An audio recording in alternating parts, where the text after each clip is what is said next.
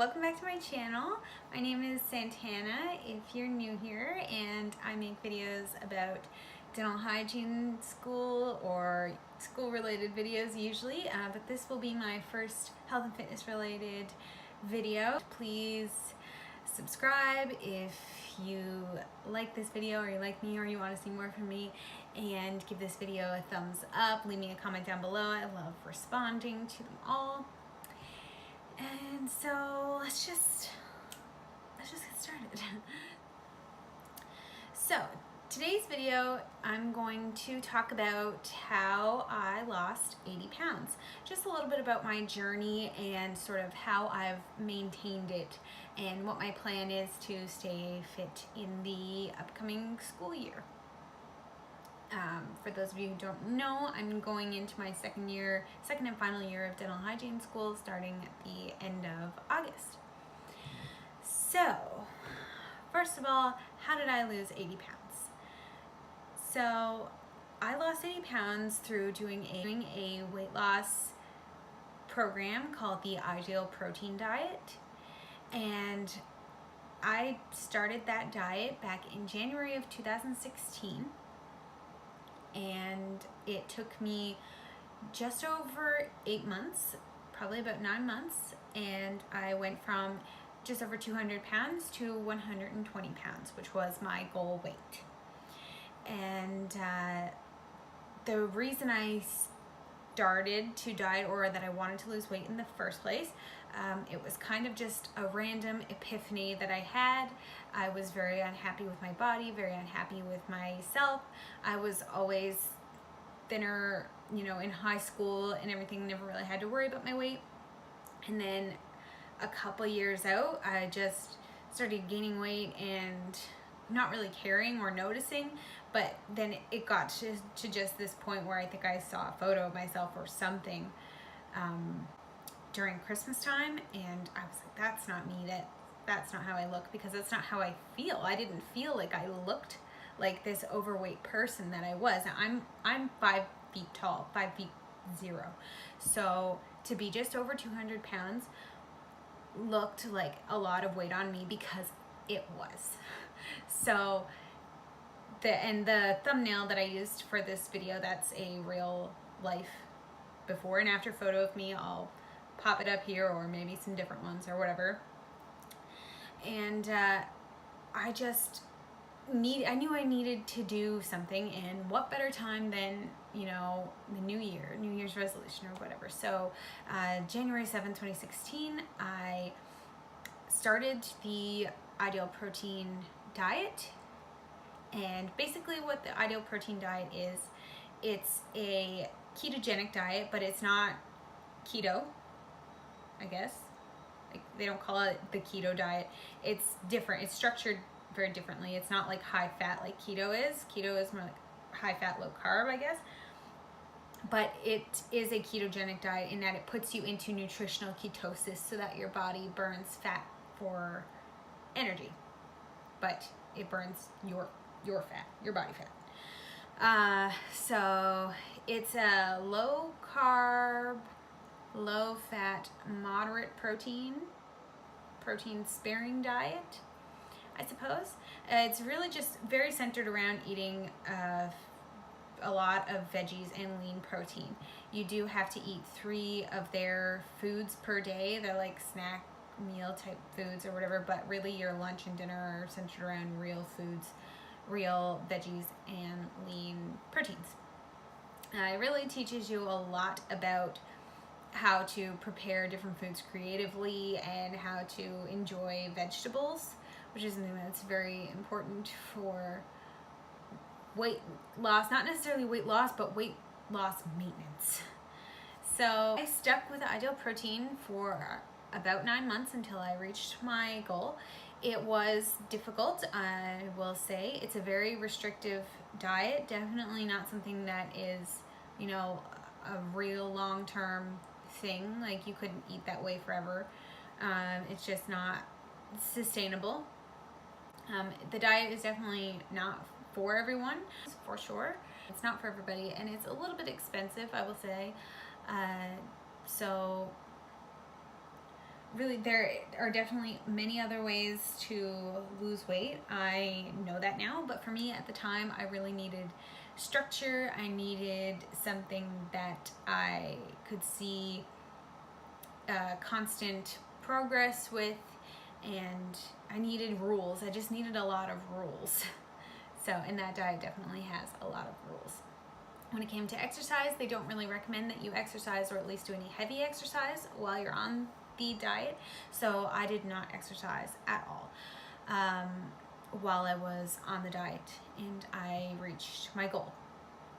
But something that I wish I had done was start exercising at least halfway through or when I got close to my goal, just so that I could get used to exercising, because exercising is something that is pretty much necessary for maintaining your weight loss.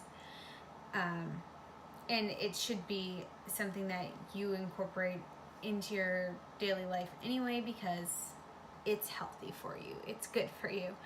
I did that, and actually that wasn't even the most difficult part. The most difficult part is keeping the weight off, I would say.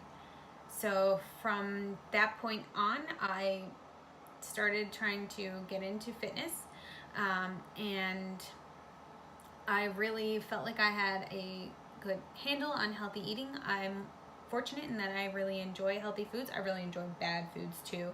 Side note, my favorite foods are pizza, chocolate, ice cream, and cheese. So I do enjoy the not so good foods too, but I really enjoy healthy food, which is a great thing.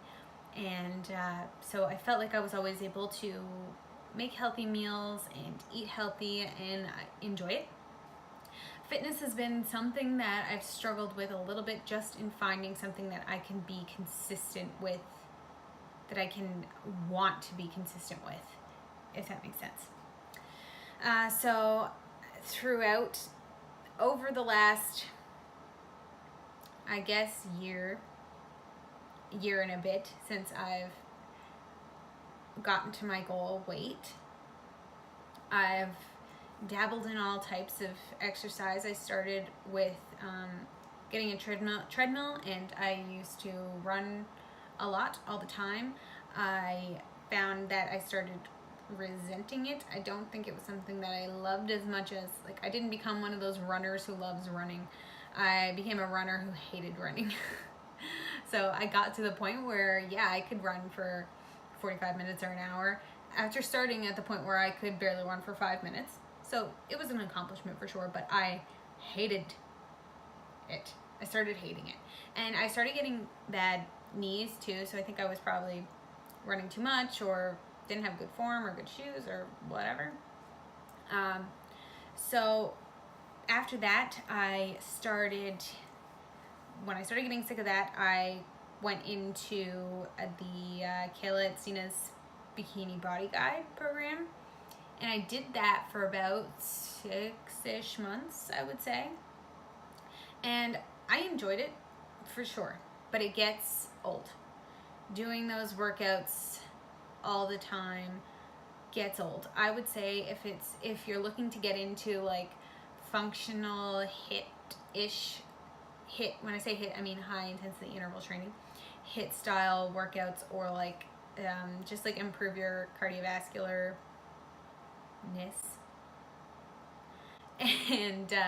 and your strength at the same time, learn to or condition yourself into being able to do push-ups and burpees and stuff like that. It is a great place to start. After I started dental hygiene school, however, I kind of lost my focus for fitness, I would say. I just felt like I didn't have the energy or the time. My schedule, my whole life really changed. I moved houses at like a week into starting dental hygiene school, which was very overwhelming. Like, I didn't just move, from my parents' house or from a house with a roommate or whatever. It was myself and my fiance moving from a 3-bedroom, 2-story house, all the way to a new city, to another house, and it was a big move, and it just took a lot out of me, and I was in school, and I was just like, I was getting up earlier than I normally was, coming home later than normal, had a real long commute, that kind of thing. And I was like, you know what, I don't have the time, I don't have the energy for working out, I just don't want to do it. And sometimes you just need to listen to your body, which is fine. But I kind of just stopped working out, which meant that I then continued to eat like I was working out though. And I gained a little bit of weight through the first couple months of hygiene school. I would say like 8 to 10 pounds. And so I went back to ideal protein style eating because that's what I knew. And I didn't want to take up working out really. I was just in a groove, I guess. And that's fine. Fast forward to, this last couple of months, I've been really trying to shift my focus towards trying to fit fitness into a busy lifestyle. So I'm working on trying to figure out how I'm going to continue to be fit through the school year and, continue with working out and feeling good while not being exhausted and miserable.